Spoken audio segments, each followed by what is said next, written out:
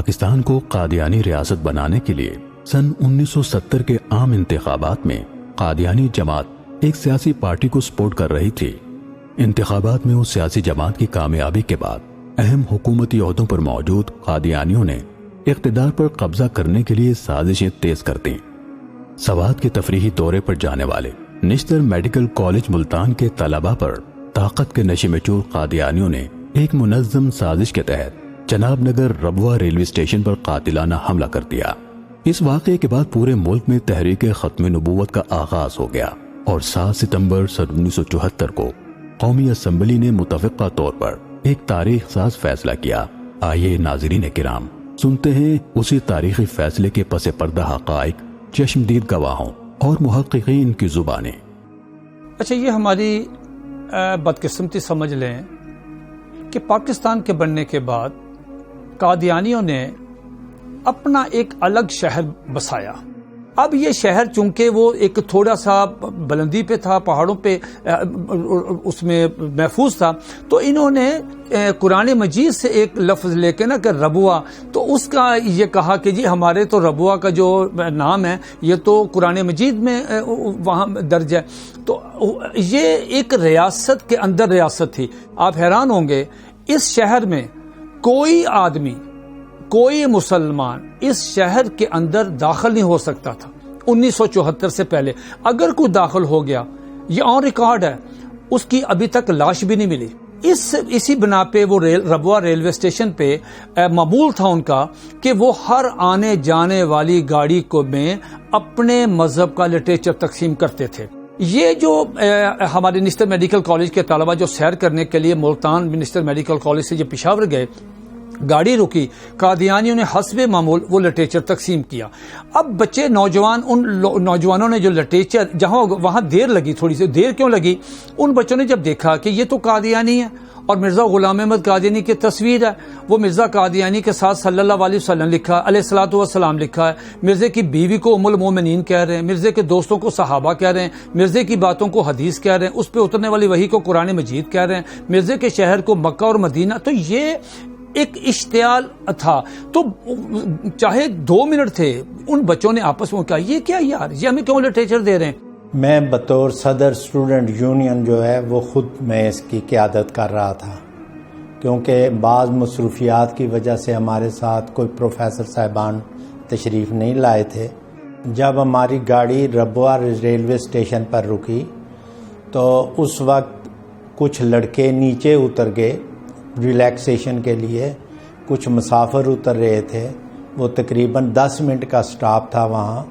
تو جو ہی ہم نیچے اترے تو لڑکے اترے تو اس وقت یہ ہوا کہ کچھ آدمیوں نے آ کے وہ رسالہ الفضل تقسیم کرنا شروع کیا، اور ساتھ ہی دوسرا جو ان کا تبلیغی لٹریچر تھا وہ دینا شروع کیا۔ نیچے ایک قسم کا شور شرابہ ہو گیا۔ میں اندر تھا تو میرے کانوں میں آواز پڑی، میں نیچے اترا تو میں نے انہیں کہا جی آپ اپنے لڑکوں کو ہٹائیں۔ میں اپنے لڑکوں کو میں نے کہا کہ بھائی آپ گاڑی میں سوار ہو جائیں تاکہ ہم آگے چلیں۔ گاڑی چل پڑی تو اس وقت میں سب سے آخر میں سوار ہوا، میرے آگے ایک لڑکا سوار ہوا تھا، تو باہر سے وہ جو ان کے لڑکے اور آدمی تھے انہوں نے پتھراؤ شروع کر دیا۔ اسے لڑکے کو، میرے آگے والے کو بھی لگا اور مجھے بھی پتھر لگا پیٹھ پر۔ ان کو تھا کہ ان کی جرت کس طرح ہوئی ہے کہ لٹریچر کیوں نہیں لیا۔ یہ پہلا واقعہ تھا 25 سال میں، یہ پہلا واقعہ تھا ان کا۔ تو انہوں نے پھر کیا کیا، انہوں نے کیا چل اب یہ اچھا اس کے وہاں پہ جب انہوں نے ختم زندہ باد کے نعرے لگائے، سمدانی ٹربیونل رپورٹ کہتی ہے کہ اس کے جواب میں نعوذ باللہ قادیانیوں نے محمدیت مرد آباد کے نعرے لگائے ہیں اور احمدیت زندہ باد کے نعرے لگائے، مرزا قادیانی کی جے، یہ نعرے لگائے۔ یہ گاڑی چلے گئی تو میں آپ کو یہ بات بتاؤں، یہ مصدقہ بات ہے، یہ بات بھی سمدانی ٹربیونل رپورٹ میں لکھی ہے کہ جب وہ گاڑی واپس آئی ہے، اس گاڑی کا چونکہ ایک بوگی ان بچوں کی مخصوص تھی، اس گاڑی کا سٹاپ نہیں تھا، وہاں ربوہ کا سٹاپ نہیں تھا، اس گاڑی نے وہاں سے گزر جانا تھا، جیسے چھوٹے اسٹیشن سے گزر جاتی ہے، آنے والا سٹاپ تھا، جانے کا سٹاپ نہیں تھا۔ یہ ریکارڈ کی بات ہے سمدانی ٹربیونل رپورٹ میں کہ کیوں روکی گاڑی۔ یہ سگنل ہی نہیں دیا، اس کا ڈاؤن کا سگنل نہیں دیا، رائٹ کے بھی آپ جا سکتے ہیں، کلیئرنس نہیں دی اسٹیشن ماسٹر نے۔ جب ہم اس دورے سے واپس آ رہے تھے تو ہمیں واپسی پر کوئی اس قسم کا گمان نہیں تھا کہ اس قسم کی کوئی حرکت وہاں ہوگی، کیونکہ جب ہمارے ساتھ جاتے ہوئے جو واقعہ ہوا تھا وہ معمولی نوعیت کا تھا۔ جب ہم پہنچے اپنا ربوہ تو پیچھے سے ہی ٹرین جو ہی سلو ہوئی کھڑے ہونے کے لیے، تو اس وقت بہت سارے لڑکے جو تھے وہ ٹرین کی طرف بھاگتے ہوئے آنا شروع ہو گئے، لڑکے، نوجوان، ان کے دوسرے آدمی۔ اس کے بعد تماشبین بھی بہت سے تھے۔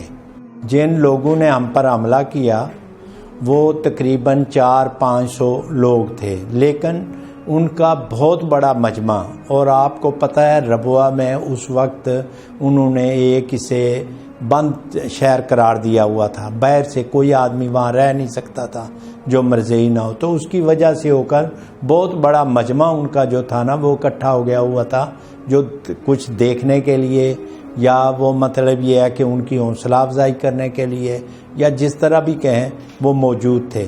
یہ کافی لوگ تھے، لیکن 400-500 جو تھے وہ ایکٹیو رول ادا کر رہے تھے، جو لڑکوں کو پیٹ بھی رہے تھے، انہیں نیچے بھی پھینک رہے تھے، ان کا سامان بھی پھینک رہے تھے، اور جو بھی ان سے ہو سکتا تھا وہ کر رہے تھے۔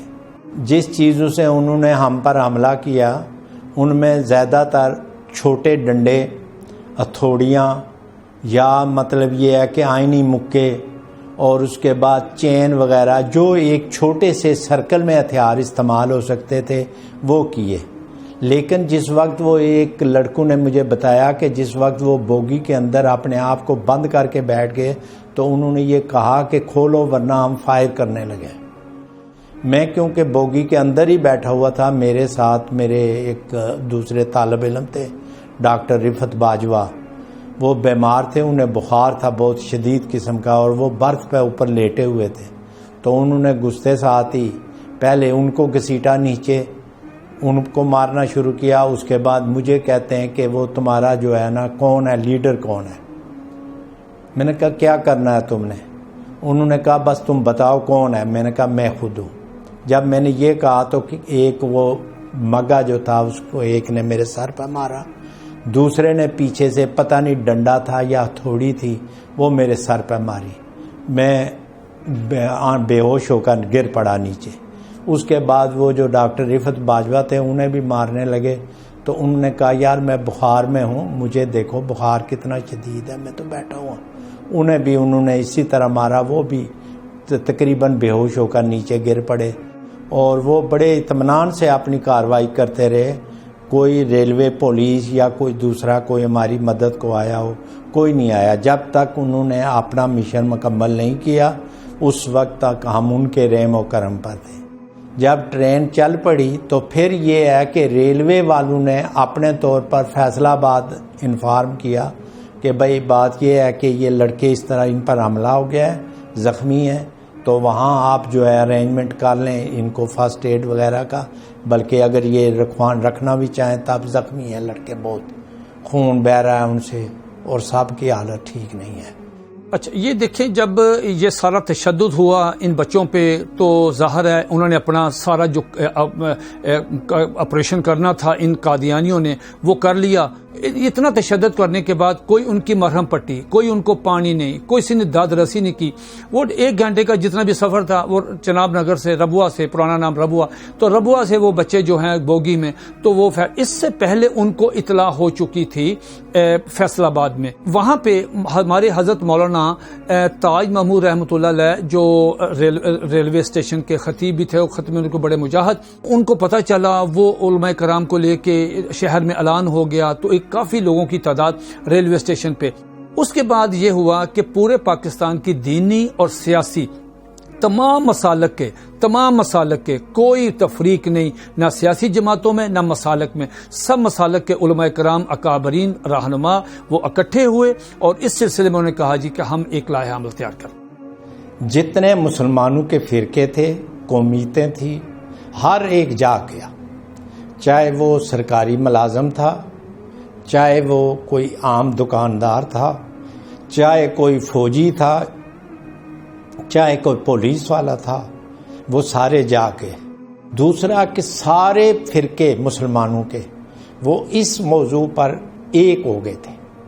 مجھے یاد ہے کہ جب وہ 7 میں اس سے بادشاہی مسجد میں ایک بڑی ختم نبوت کانفرنس ہوئی تھی، تو ہر مکتبہ فکر کے لوگ اس میں موجود تھے، جو ان کی چوٹی کی قیادت تھی وہ وہاں موجود، نوابزادہ نصر اللہ موجود تھے، وہاں مفتی محمود موجود تھے، وہاں مولانا مودودی موجود تھے، وہاں جو ہے وہ جتنے مطلب یہ ہے کہ وہ غلام غوث ہزاروی صاحب موجود تھے۔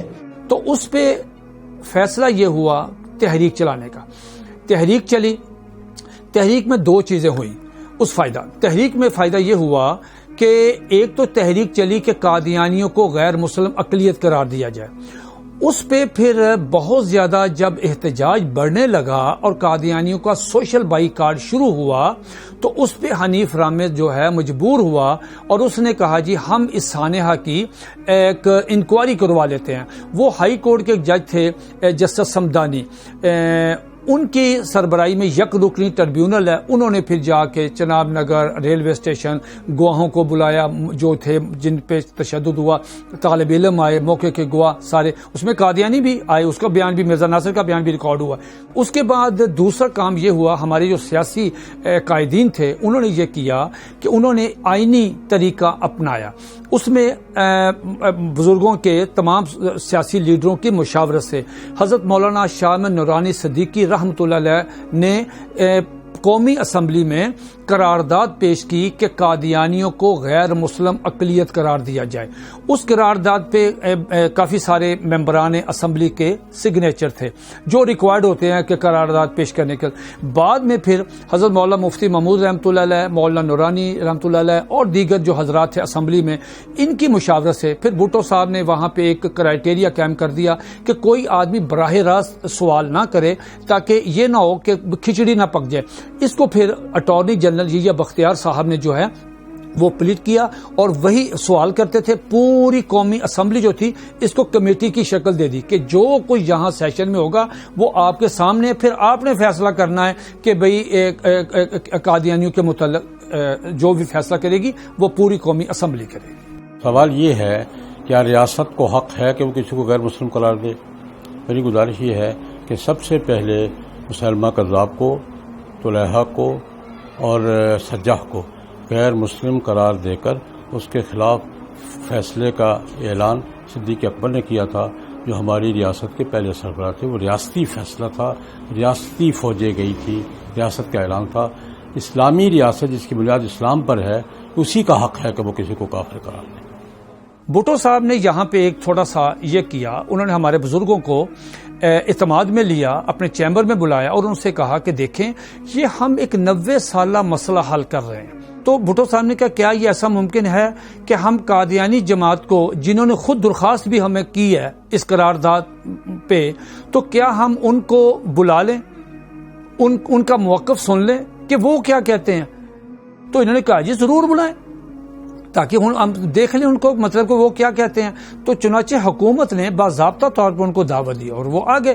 اچھا وہ بڑی تیاری کے ساتھ آئے، پوری ٹیم تھی، اور اس ٹیم میں آپ نام سنیں آپ حیران ہو جائیں گے کہ اتنا ان کے اپنے وہ جو مربی اور لرنر وہ سمجھتے تھے ہم بڑے بڑے لرنر آدمی ہیں۔ تو مرزا ناصر جو ہے یہ جب قومی اسمبلی میں انٹر ہوا اس کو بلایا گیا کہ اپنا موقف آپ پیش کریں، لہذا اندر پھر ایک ڈیبیٹ ہوئی، 13 دن کی بحث ہوئی۔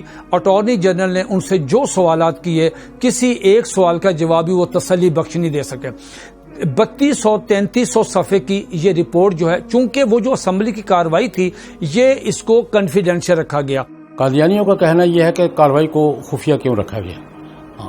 اس کی وجہ یہ ہے کہ ایک تو اسمبلی کی مرضی ہوتی ہے کون سی کارروائی ان کیمرہ ہو، کون سی آن کیمرہ ہو، اسمبلی کو وہ مسئلہ دیکھتے ہیں۔ اور ایک وجہ سمجھ میں آتی ہے کہ اس وقت ملک میں جو جذباتی فضا تھی، اگر وہ بحث پبلک کے سامنے آ جاتی تو شاید قادیانی غیر محفوظ ہو جاتے اور اشتعال بڑھتا۔ قادیانیوں کو محفوظ رکھنے کے لیے پبلک کے اشتعال سے اس کارروائی کو خفیہ رکھا گیا تاکہ پرامن طریقے سے بحث تکمیل تک پہنچے اور ملک میں کوئی نیا جھگڑا کھڑا نہ ہو۔ سوال یہ ہے کہ یک طرفہ کارروائی تھی۔ بھائی اگر یک طرفہ کارروائی تھی تو مرزا ناصر احمد 11 دن اسمبلی ممبر نہیں تھے، وہ اسمبلی کے فلور پہ کیا کرتے رہے، اور مولوی صدر الدین صاحب 3 دن کیا کرتے رہے۔ قادیانیوں کے سربراہ مرزا ناصر احمد اور لاہوریوں کے سربراہ مولوی صدر الدین اسمبلی کا ممبر نہ ہونے کے باوجود اسمبلی کے اجلاس میں شریک رہے ہیں اور پوری بحث میں شریک رہے ہیں. یہ کیا کرتے رہے ہیں بھائی؟ ان کا موقف سن کر سوال جواب کر کے پورا ایوان مطمئن ہو کر 14 دن بحث ہوتی رہی ہے، اس کے بعد فیصلہ ہوا. اس کو یک طرفہ کیسے کہا جا سکتا ہے؟ میں عموماً اس واقعے کے حوالے سے بات کرنے سے اجتناب کرتا ہوں. اس کی وجہ یہ ہے کہ میں اسے اپنی آخرت کا اثاثہ سمجھتا ہوں. یہ خدا نے مجھ جیسے گناہگار کو پتہ نہیں کس لیے موقع دیا. اس تمام تر کارروائی میں حقائق کا غیر جانبدارانہ جائزہ لینے اور قادیانی جماعت کا موقف سننے کے بعد تمام ارکان اسمبلی اس نتیجے پر پہنچے کہ قادیانیت کا اسلام سے کوئی تعلق نہیں. اور بالآخر وہ اہم ترین دن آ گیا جب 7 ستمبر سن 1974 کو قومی اسمبلی نے تاریخی فیصلہ دیتے ہوئے آئینی طور پر قادیانیوں کو ان کے تمام تر کفری عقائد کی بنا پر ہمیشہ کے لیے غیر مسلم اقلیت قرار دیا.